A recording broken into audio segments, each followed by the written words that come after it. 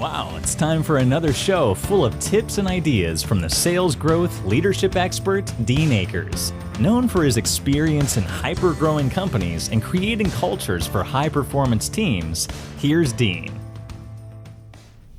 Well, welcome to your Sales and Leadership Ninja Show. I'm your head ninja, Dean Akers, and every week I bring you a rant to stimulate your thinking in the realms of sales and or leadership. Today's show is titled Establishing the Facts. So, years ago, Senator Patrick Moynihan did a famous saying that I've always adhered to, which is, everyone is entitled to their own opinion. You're just not entitled to your own facts. So what I've figured out in my career is when I know the facts, I am going to think differently, and I've shared in previous shows some of the examples of that.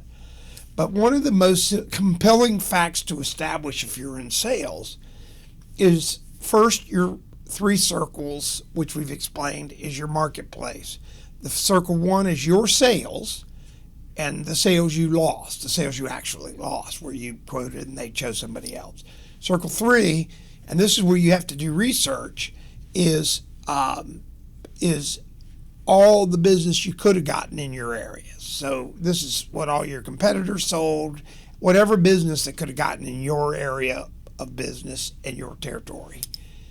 And all you do is subtract one from number three, and that's your established market that you're not getting business for one reason only. And the answer is you don't even know about it. So from this data, you're going to take that third circle, which is all the possible clients and what their values are, and you're going to make your CV list.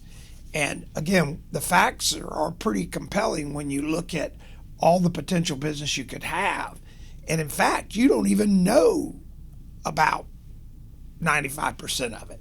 So now this list helps you establish valuations and also who to go after and where your relationship stands. So you're just going to put all the people from circle three that you got for the gross market on this list.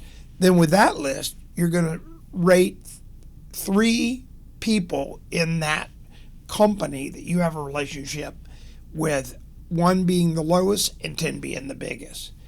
I always joke, if I have straight 10s or 10 with somebody, I'm probably going to their house for the holidays. And so it's really important for you to look at these relationships. When my ninjas get to 7s across, that's when I always start asking them some questions about how well they know the client. And I'll say, when's their birthday? When's this? When's that? What happened here? And they start stuttering. I go, you're not a 7 yet. Because what we find is when we get 3 7s across, that's a winning number, and we get their business. So following this fact trail that we've established, again, based on facts, is what leads to higher levels of success. Because once you know these facts, you can't hide from them and blame it on competition or price. The fact of the matter is, you're not getting business that you don't even know about. And the other sideline of this, if you're in sales, when you're delivering and your team or boss sees your success, you'll always be able to have the facts when they go, oh, he's lucky or whatever. You'll have the facts as the backbone to your financial success. And when you show people this fact-based process for sales for yourself, they're going to really get turned on by establishing their own sets of facts, and you can help them with them. So in quick review, you're going to want to do the 3 circles on the list of all the possible companies you could do business with in your market. Then you're going to establish what you think they're worth to you in money.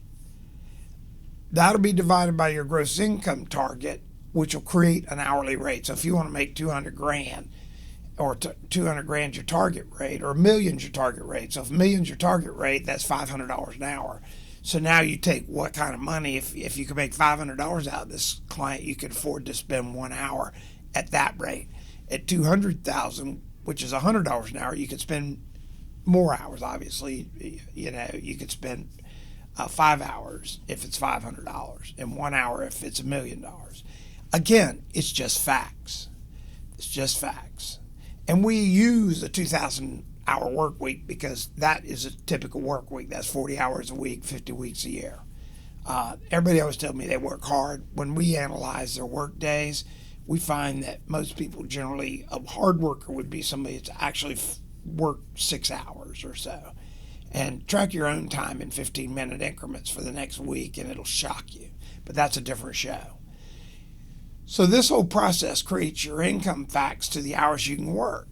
And that will be key to your various relationship points, because now you focus on building relationships, and you now can see the window of time that you can do that with. And it's usually mind-blowing how much time you really have to get an accounts business.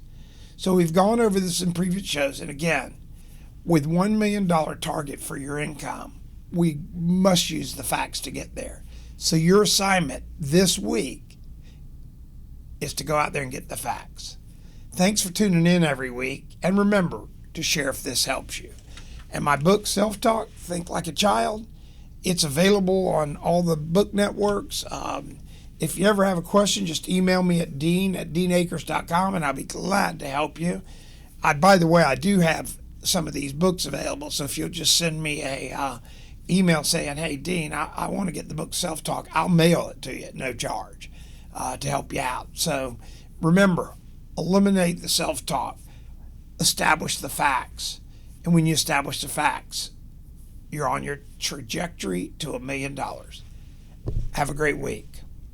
We hope you enjoyed this week's show. Subscribe today to our podcast and send questions or thoughts to help@deanakers.com. Also, visit us at www.deanakers.com to listen to prior shows and view helpful videos. Also, great tips to download. Thanks again. See you next week.